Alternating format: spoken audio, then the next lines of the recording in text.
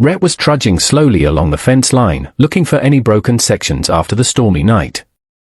As he bent down to check a set of coyote tracks, he noticed a faint stain on the snow. At first, Rhett thought it was blood from a hunt, but as he moved closer, his heart suddenly clenched. Lying curled up together beneath a low pine tree, nearly buried in snow, were two identical Chinese women. Their lips were purple from the cold, their bodies shivering violently. Their eyes were shut tight, their breath barely more than a wisp of fog. "Oh God," Rhett whispered, dropping to his knees. He placed a hand on one of the women. She was so cold the chill shot straight through him. Without hesitation, he pulled off his heavy coat, wrapped it tightly around them, and lifted them one by one, pressing them against his chest to share his body heat as he carried them back toward his cabin. "Do not fall asleep. You hear me? Stay awake." His voice trembled in the wind. On the way back to the cabin, Rhett could feel their breath growing weaker with every step. It felt like he was carrying their entire lives in his arms. As soon as he stepped inside, he lit a fire as fast as he could, placed the women near the stove, and put a pot of water on to warm. Then, one of them murmured something so soft he almost missed it. Rhett leaned in, whispering back, "Just keep breathing. Let me handle the rest outside." The snow kept falling. But inside the cabin, two fragile lives clung to the last warmth of winter. 2 days later, the snowstorm still had not let up. The prairie was buried under a thick, endless blanket of white. Rhett had stayed up nearly the entire time, keeping the fire going, making sure the two women stayed warm. Every time they shivered with fever, he would press his warm hand to their foreheads and whisper, "Hang in there. It is not time to give up yet." By midday on the second day, as Rhett was splitting wood out in the yard, the wind suddenly stilled. He set down the log and turned around. The women were standing in the doorway, wrapped in his blankets. They were tall and slender, with deep, dark eyes that were weary and exhausted but still alert. Their breathing was sharp and broken, almost spent. They spoke in unison, their voices hoarse and strained. "You are keeping us." Rhett did not move forward, nor did he back away. His voice was strangely calm. "You are still alive. If you want, you can go." The women staggered back inside, nearly collapsing as their hands touched the wooden frame. Rhett reached out just in time to catch their arms. They were as cold as stone. He helped them back inside. As the firelight flickered across their faces, their bodies trembled with a sudden powerful shiver. Tears welled up and clung to the corners of their bloodshot eyes. Rhett poured 2 cups of warm water and placed them beside them. "Sit down. You need your strength." They looked up at him, still guarded, but no longer desperate. One spoke, "My name is Mai," the other added, "and I am Lian." Rhett gave them a quiet nod. Outside, the storm still screamed as if trying to tear the world apart. The road leading to the nearest town was completely blocked by snow. Mai and Lian had no strength left to stand, let alone travel. Rhett added more wood to the stove, then said, "You two stay here. When the weather clears, we will figure it out." The twins stared into the fire for a long moment, then whispered, "No white man has ever helped us like this." Rhett simply replied, without pride or praise, "I just did what was right." From that moment on, though none of them said it out loud, they all knew the snowstorm was only the beginning of a bond none of them had expected. That night, the wind had quieted some, but the cold still lingered like a ghost, clinging to every corner of the cabin. Mai and Lian were fast asleep, their breathing more even now, thanks to 2 days under Rhett's care. They sat against the wall, their frames covered in bruises and older scars, their identical faces peaceful in sleep. Rhett sat by the stove, feeding more wood into the fire. The orange glow lit his face, casting a rare moment of calm in the midst of a brutal winter. Lian stirred and glanced at him for a long time before speaking, her voice rough, like every word was being torn from her throat. "You never asked us what happened." Rhett set the log down and looked at her through the flames. "I figured if you wanted to talk, you would. And if you did not, I was not going to press." Mai, now also awake, let out a faint laugh, tired, but tinged with a hint of respect. "No white man ever says that." She pulled the thick blanket tighter around her shoulders, taking a deep breath as if gathering the courage to open a door sealed shut by blood. "We were brought here to work on the railroad. They killed the men who resisted. Her voice cracked like stone breaking under ice. Leanne continued, they wanted to sell us. They wanted our spirit gone. Rhett clenched his hand slightly but said nothing. We ran, Mai said. We ran with nothing but each other, to draw them off. We wanted them to chase us so we could live. She bowed her head, fists clenched so tightly her knuckles turned white. We thought we would die, but fate did not let us. The firelight shimmered in her wet eyes. When we could run no more, the snow came. We thought it was the end. Rhett asked softly, how long were you out there? 2 days, Leanne answered. No food, no sleep. We wandered like we were out of our minds until we collapsed right at your doorstep. Silence fell. Only the crackle of fire remained. Rhett spoke gently. You did what you had to do to survive. The twins looked at him, their eyes deep and heavy, filled with despair, but now flickering with a fragile hope. We thought we lost everything, Mai whispered. Rhett nodded toward the warmth of the cabin.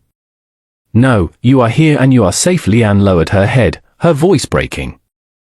And only you made that happen that night. Between the firelight and the howling wind outside, the distance between Rhett, Mai, and Leanne began to fade, not through touch, but through the wounds they all understood too well. The next morning, the snowstorm had not yet passed, but inside the small cabin, something warm and unfamiliar had begun to fill the air. Mai and Leanne were more alert now, eating the porridge Rhett had cooked. Each time they caught his eye, their own deep black eye seemed to soften just a little. Rhett was up on the roof making repairs. Despite their weakness, the twins insisted on helping, passing him tools and bits of wood. Their resilience made him glance their way more than once. By late afternoon, the snow had eased into a soft flurry. The twins stood by the window, dim light falling across their faces.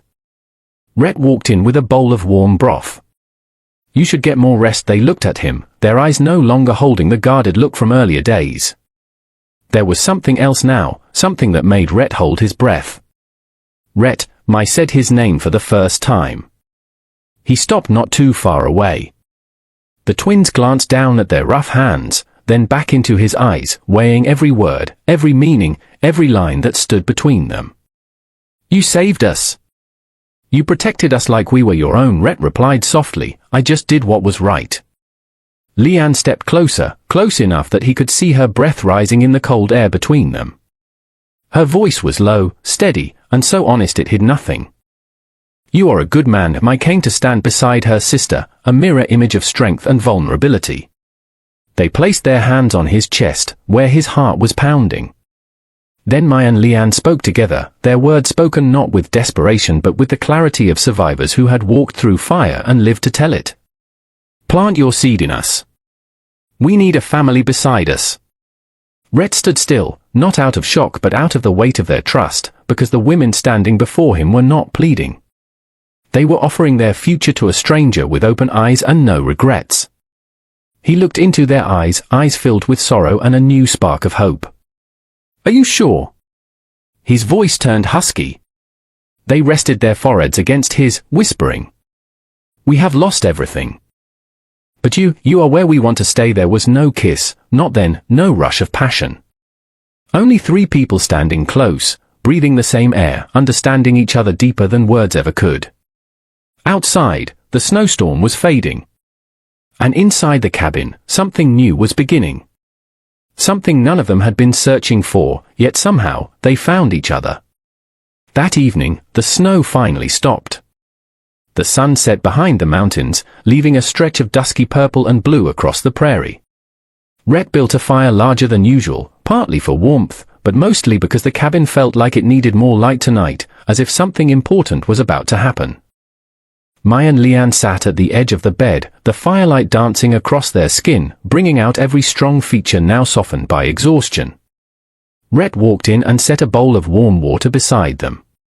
Your wounds need to be cleaned again, he said, trying to keep his voice even. The twins looked at him for a long time. Then they stood, stepping slowly until they were right in front of him.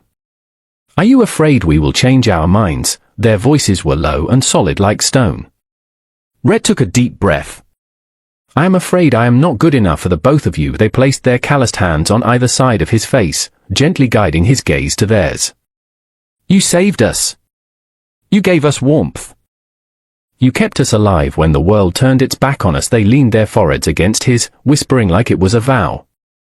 "No one could be better than you." Rhett could feel their breath so close it sent his heart racing, not from desire, but from something that had bloomed too fast, too strong to be ignored. Leanne continued, "We do not want pity. We want to be chosen." Rhett replied softly, "I already chose you." The moment those words left his lips, they pulled him in. There was no rush, no taking, just a kiss. Slow, deep, filled with gratitude and a quiet hunger to live again as people, not just as survivors. Rhett wrapped his arms around them, holding their strong bodies that now trembled not from cold, but because for the first time in so long, they felt safe. That night, they lay together on the old wooden bed. Rhett gently cleaned their wounds with warm water. Each time he touched them, they closed their eyes, not from pain, but from the feeling of being cared for, something they had forgotten. As they rested their heads on his chest, their hands placed over the steady beating of his heart, "My," whispered, "if tomorrow morning you want us to leave, we will." Rhett tightened his arms around them. "Tomorrow morning and every morning after, I want you here." They smiled faintly in the dark, small smiles, but enough to change the whole winter. Their first night together was not loud. It was simply three people who had lost everything finding each other at the moment they needed it most. He married both Mai and Leanne in his heart, a union forged not by law, but by survival and a shared hope for the future. Winter seemed to linger, refusing to leave the prairie. But one morning, Rhett stepped out onto the porch and noticed the snow was soft beneath his boots. For the first time in weeks, sunlight broke through the grey clouds. The air was still biting cold, but the wind had eased. The sky was changing. Inside the cabin, Mai and Leanne were speaking softly in their own language, their first laughter since Rhett had met them echoing in the small space. Rhett paused for a moment, just watching them. A warm current ran down his spine. That feeling, the feeling of belonging, was something he had not touched in a long, long time. By midday, Leanne stepped out onto the porch where Rhett was repairing a mallet. She stood beside him so quietly he thought she had come just to watch the horizon. But then she spoke, slow and clear. "Rhett," he looked up. She stared out at the distant mountains, her breath long and full as if she had been waiting years to say the words. "We have been running month after month. From battle to battle. We have no one left." She turned to face him, and her eyes, once full of guarded strength, now revealed something unexpected, vulnerability. "We want to stop." Rhett set the mallet down and listened, fully present. "We want to stop running. We want to live somewhere we do not have to look over our shoulders every night." Mai joined them, taking a slow, steady breath, then said, "We want to belong to you. If you will have us that way." In that moment, Rhett did not think. He did not weigh it or fear it. He simply stepped forward and placed both hands gently on their shoulders. "You already do." His voice was low and steady, like a promise buried deep in the heart long ago. "You have everything you need right here." The sisters closed their eyes, their broad shoulders trembling slightly, not from sadness, but from relief. For the first time since losing everything, they felt kept. Then they guided Rhett's hands to their bellies, their breath sharp as fire. "We think we carry your children." Rhett did not answer right away. He looked into their eyes, eyes that had seen death, and now, flickered with life. He pulled them into his arms, holding them close, and spoke softly, but with the weight of stone, "Then that is all the more reason for you to stay." The three of them looked at each other and shared a small smile, the smile of people who had finally found home. That afternoon, while Mai and Leanne rested, Rhett pulled out an old wooden box hidden beneath the bed. Inside was a photograph of his late wife, the gentle woman who had left him 4 years ago during the outbreak. He sat in silence, staring at the picture. There was no more pain, only a soft sorrow that had never faded.